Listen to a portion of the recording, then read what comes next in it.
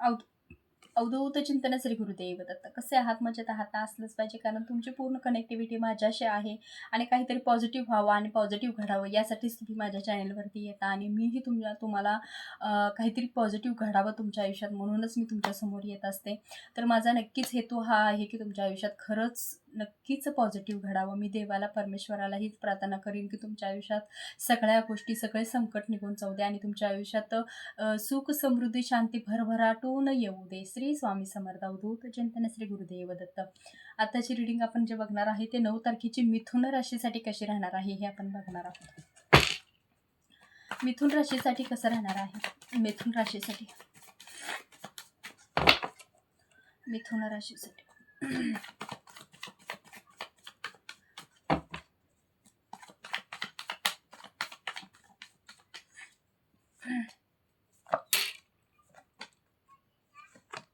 Okay. आज दिवस म्हणावा इतका काही चांगला जाणार नाहीये तुमचा. कुठेतरी मनात खंत राहील, काहीतरी होईल. कोणासोबत तर वादविवाद होण्याची शक्यता थोडीफार आहे. काहीतरी बिघडतंय, काहीतरी चांगलं होतंय, अशी दिवसभराची एनर्जी तुमची राहील. पण तुमची इच्छा आशा अशी पण राहणार आहे की कुठं तर बाहेरगावी जाऊन मी सेटल व्हावं, काहीतरी नोकरी करावी. आणि बहुधा काही लोक करताना सुद्धा दिसत आहे, जेणेकरून त्यांचे आयुष्य सेटल व्हावं, भविष्यात जाऊन काहीतरी ग्रोथ व्हावी. प्रेम, जिव्हाळा, माया ह्या सगळ्या गोष्टी तुमच्यामध्ये कव्हर व्हाव्यात, अशा आज दिवसभराची एनर्जी तुमची दिसत आहे. जेणेकरून आज दिवसभर उत्साहात जावा, चांगला जावा यासाठी सुद्धा राहणार आहे. पण त्यात थोडीशी कुठेतरी कटुता येताना दिसत आहे, वादविवाद थोडासा दिसतो आहे. इतका म्हणावा इतका नाहीये, पण नॉर्मल तर आहेच. जेणेकरून तुमच्या दिवसात थोडंसं आहे, कुठंतरी तुमच्या आयुष्यामध्ये ते आज दिवसभरामध्ये घडताना दिसत आहे. एक जो अंक आहे तुमच्यासाठी आज शुभ आहे, 5 आहे ते अशुभ आहे. श्री स्वामी समर्थ. 12चा आहे आज. जरासं सावध राहा, कोणतं कार्य करू नका. शुभ कार्य तर अजिबात करू नका. होता होईल तेवढं आपल्या नॉर्मल आयुष्य जगा, जेणेकरून आज शुभ कार्य कोणतंच करायचं नाही. 6 आणि 12 ही आडफाट्याच आहे. 6 म्हणजे 7:30 किंवा आडावं काहीतरी येत असतं. हे काही आजचा दिवस तुम्हाला म्हणावा इतका चांगला नाहीये. पण मोठ्या थोरामोठ्यांची थोडीशी काळजी घ्या, किंवा त्यांना उलटसुलट बोलू नका, किंवा त्यांचं मन दुखल असं तुम्ही काही करू नका. आणि लहान मुलांच्या वरती सुद्धा लक्ष ठेवा, त्यांचा अभ्यास वगैरे व्यवस्थित घ्या. तुमचा स्वभाव किंवा मूड चेंज होताना दिसतो आहे. काहीतरी वेगळं तुमच्या आयुष्यामध्ये घडताना दिसत आहे.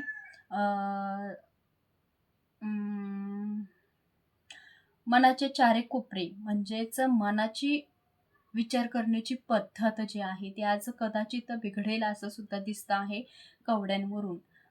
कारण चंचलता आहे जर आज दिवसभर स्वभावामध्ये. चंचलता नाही पाहिजे, मन स्थिर पाहिजे. गणपती बाप्पा आपल्याला काय गायडन्स देताना दिसत आहेत, काय सोल्युशन आहे यावरती, काय करायचं आहे.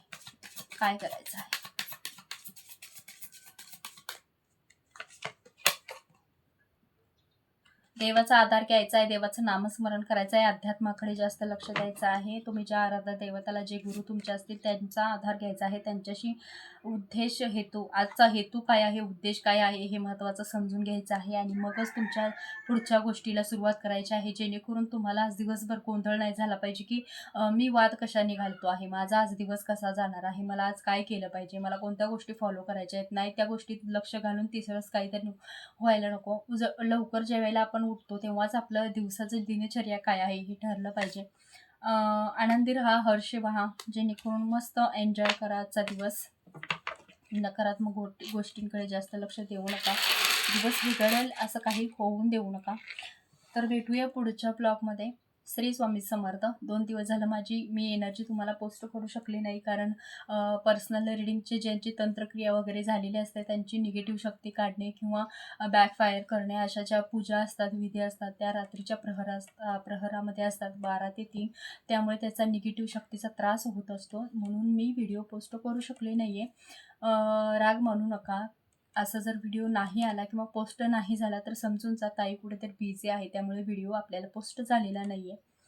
ज्यावेळी मी असेल फ्री किंवा चांगले असेल त्यावेळेला नक्कीच मी व्हिडिओ पोस्ट करत असते. पण पर्सनल रीडिंग झाल्यानंतर त्यांची तंत्रक्रिया वगैरे असेल तर त्याची निगेटिव्ह शक्ती काढण्यासाठी जी पूजा विधी वगैरे केली जाते ते नाईटची असते. रात्री असते 12 ते 3 पर्यंतची असते, 4 पर्यंतची असते. त्यामुळे त्या काळामध्ये खूप त्रास होत असतो. निगेटिव्ह शक्तीचा हॅवी आपल्यावरती काहीतरी होत असतो. त्यामुळे मी व्हिडिओ पोस्ट करू शकत नाही किंवा मला तेवढी एनर्जी येत नाही की मी तुमच्यासमोर मोबाईलसमोर बसावं आणि व्हिडिओ बनवावे. त्यामुळे 1-2 दिवस मला तब्येतीची काळजी घ्यावी लागते. श्री स्वामी समर्थ. भेटू पुढच्या ब्लॉगमध्ये. तर व्हिडिओ कसा वाटला किंवा एनर्जी कशी वाटली हे सांगायला मला विसरू नका आणि कमेंट करत राहा, जेणेकरून मलाही उत्साह येईल, की जेणेकरून माझे व्ह्यूवर्स मला किती सपोर्ट करत आहेत. त्यामुळे मी आणखी जास्त किंवा अजून चांगली एनर्जी तुमच्यापर्यंत पोस्ट करत राहील. श्री स्वामी समर्थ. अवधूत चिंतन. श्री गुरुदेव दत्त. श्री स्वामी समर्थ.